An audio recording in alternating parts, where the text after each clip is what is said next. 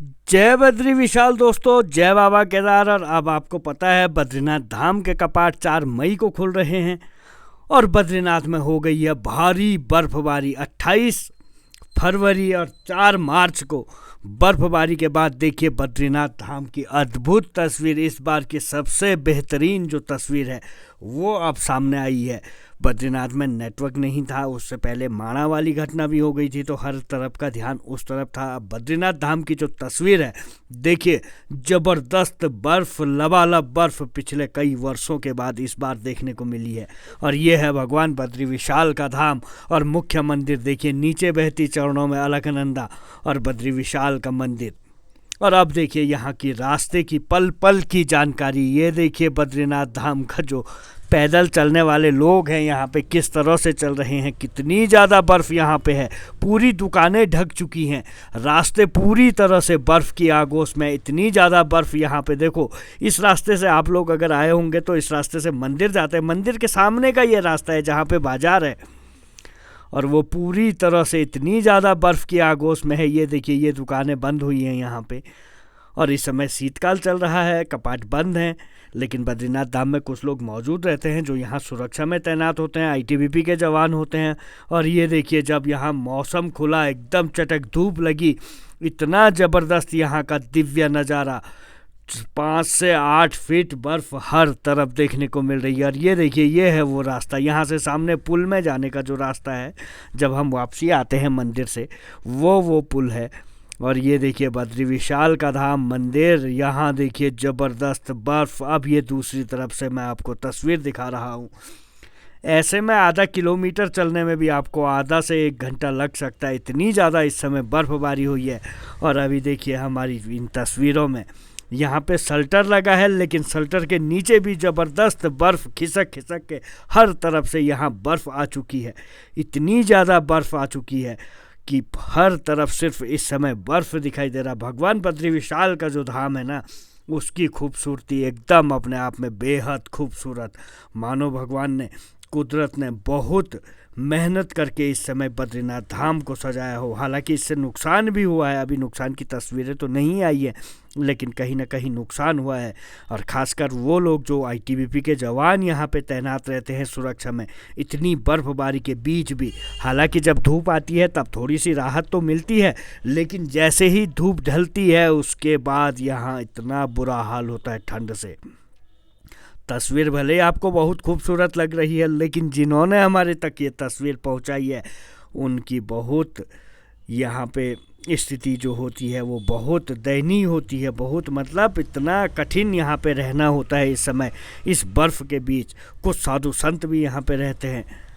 और ये देखिए पूरा जो जिस रास्ते से दर्शनों के लिए जाते हैं वो रास्ता ये।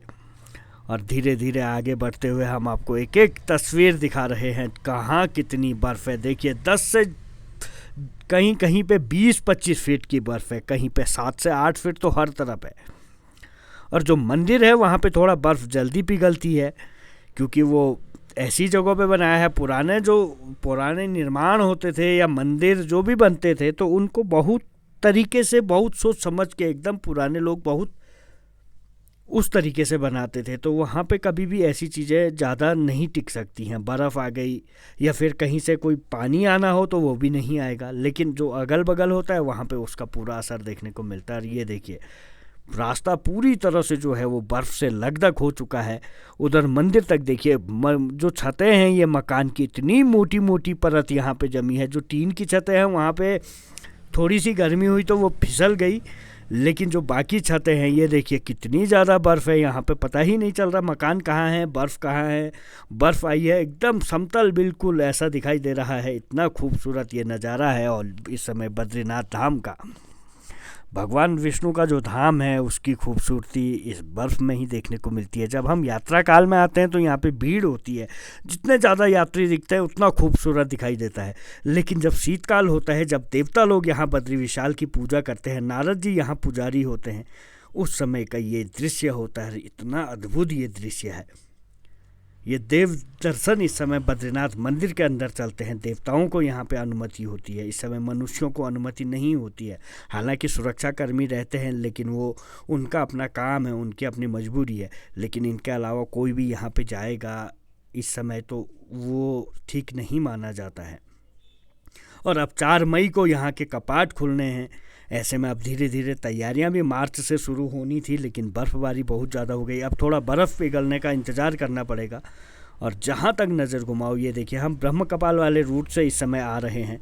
और यहाँ देखिए कितनी बर्फ़, जो इधर मकान थे वो पूरी तरह से बर्फ़ की आगोश में दिखाई दे रहे हैं। कुछ तो टूट गए होंगे जो टीन के होंगे, कुछ बचे होंगे। नुकसान भी बहुत हुआ होगा, क्योंकि ये फरवरी की जो लास्ट की बर्फ़ है और मार्च की जो बर्फ़बारी होती है ये बहुत भारी होती है, एकदम पानी पानी वाली। मतलब ये 2 फीट में आपका इतना ज़्यादा वेट होता है।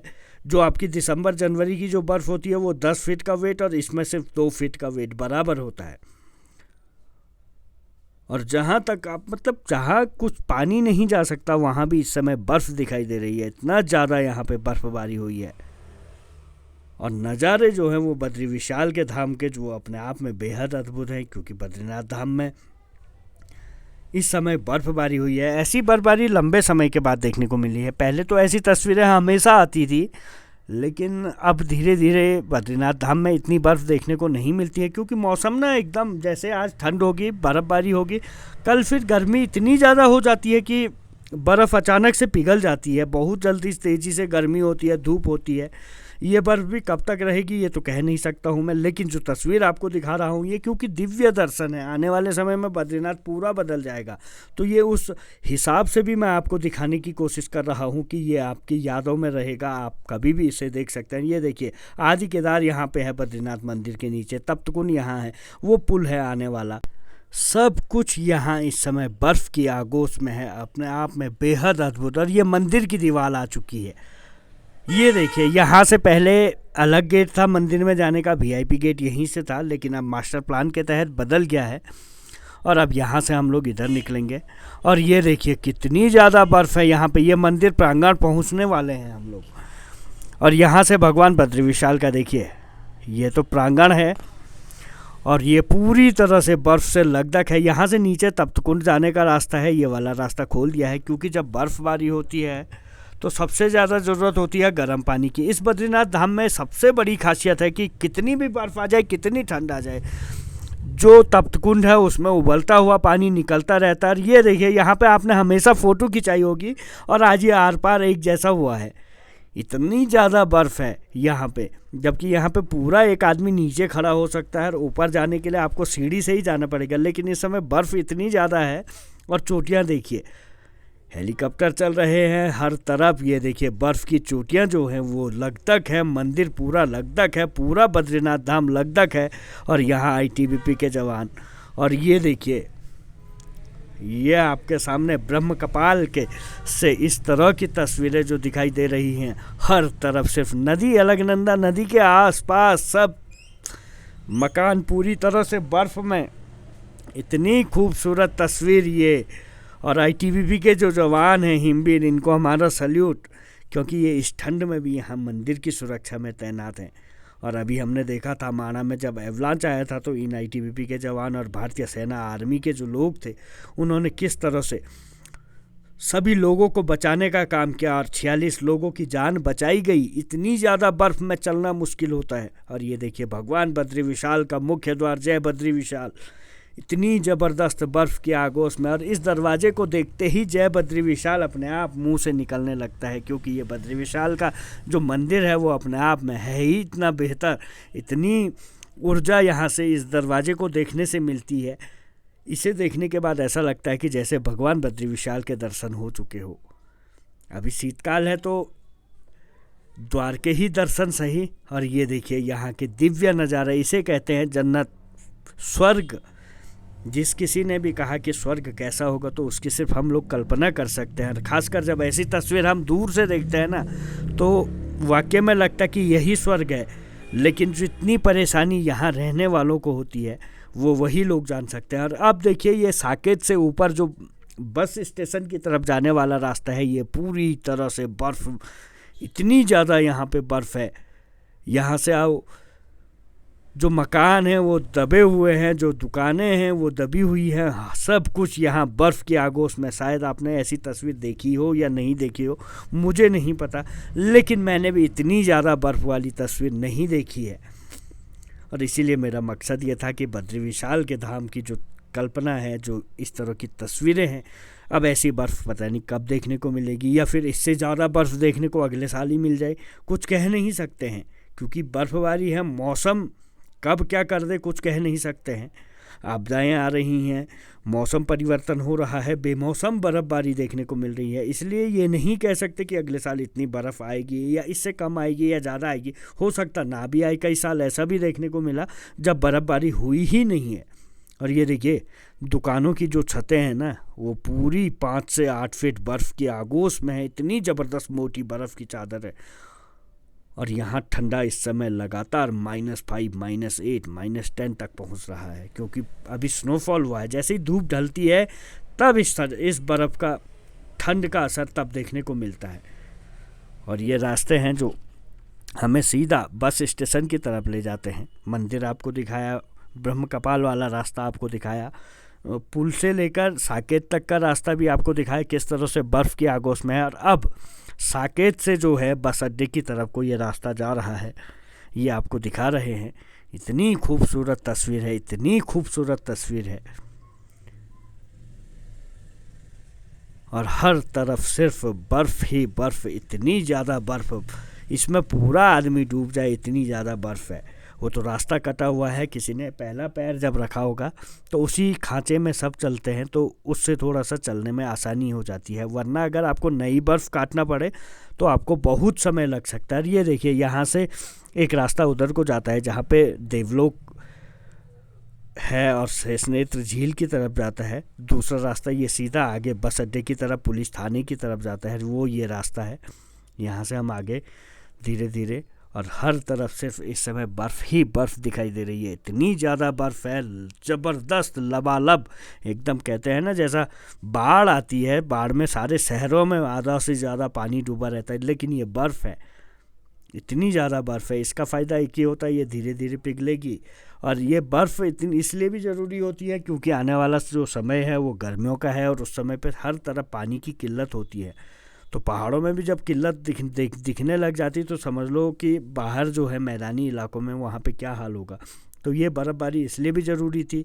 अब इतनी ज़्यादा बर्फ़ आई है तो ग्लेशियर चार्ज होते हैं, हर चीज़ रिचार्ज हो जाती है, इससे पानी की कमी नहीं होगी। जो मौसम ठंड इससे होती है तो वो एकदम मौसम को परिवर्तन कर देता है, मौसम को ठीक कर देता है, मौसम का जो चक्र है उसे थोड़ा सा ठीक करता है। और ये देखिए, अपने आप में बेहद अद्भुत तस्वीर इस समय बद्री विशाल की जो है, वो पूरे धाम की कुदरत ने इतनी मेहनत से इसको सजाया होगा। पूरे बद्रीनाथ धाम को इतनी ज़्यादा बर्फ़ यहाँ पे देखने को मिली है, मकान की छतों के ऊपर इतनी मोटी परत, दुकानें एकदम ढकी हुई, मकान ढके हुए, रास्तों का कुछ पता नहीं है। ये तो वो लोग रास्ता काटते हैं जिन्हें पता होता है, अगर कोई नया बंदा जाए तो उसे समझ नहीं आएगा कि रास्ता कहाँ है, कहाँ क्या है, कहाँ कैसे जाएं, कह के कुछ भी पता नहीं चलेगा। इतनी खूबसूरत इस समय बर्फ़ पड़ी है, इतनी ज़्यादा बर्फ़ है, और हो सकता है अभी फिर से स्नोफॉल देखने को मिले और इससे ज़्यादा यहाँ पे बर्फ़बारी हो जाए, कुछ कह नहीं सकते हैं। लेकिन ये तस्वीर अपने आप में बेहद अद्भुत है, क्योंकि शीतकाल चल रहा है, ऐसे में बद्री विशाल के जो धाम है वहाँ की तस्वीर देखना ही मुश्किल हो जाता है, वहाँ के जो दर्शन होते हैं वो बहुत मुश्किल हो जाते हैं। और ऐसे में ये तस्वीरें आना, इतनी खूबसूरत तस्वीर आना कि आप लोग भी खुद को नहीं रोक सकते हो। तो ये है बद्री विशाल, और बाबा केदार की तस्वीर तो अभी आई नहीं है।